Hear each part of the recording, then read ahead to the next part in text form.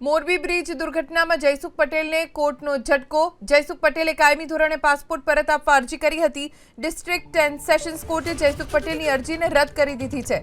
Passport પરત આપવાની અરજી કોર્ટે રદ કરી જયસુખ પટેલને ઝટકો આપ્યો છે।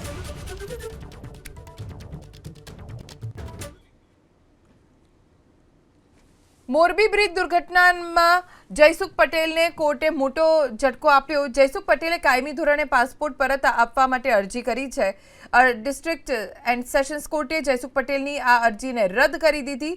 પાસપોર્ટ પરત આપવાની અરજી કોર્ટે નામંજૂર કરી છે। વધુ જાણકારી અમારા સંવાદદાતા પાર્થ પાસેથી પ્રાપ્ત કરીશું। પાર્થ, કયા આધાર ઉપર કોર્ટે આ અરજીને રદ કરી છે? મોરબી ઝુલતા પુલ જે દુર્ઘટના બની એમાં 135 જેટલા લોકોના મૃત્યુ નીપજ્યા હતા ને જે બાદ પોલીસ પણ કાર્યવાહી થઈ હતી, જેમાં જયસુખ પટેલની ધરપકડ કરવામાં આવી। દરમિયાન તેમનો પાસપોર્ટ છે તે પણ કબજે લેવામાં આવ્યો હતો અને પાસપોર્ટ આજ સુધી તેમનો કબજે હોય અને આ દરમિયાન જયસુખ પટેલ દ્વારા જે પાસપોર્ટ કાયમી ધોરણે તેમને પરત આપવાની માંગ સાથે ડિસ્ટ્રિક્ટ એન્ડ સેશન કોર્ટમાં અરજી કરવામાં આવી હતી।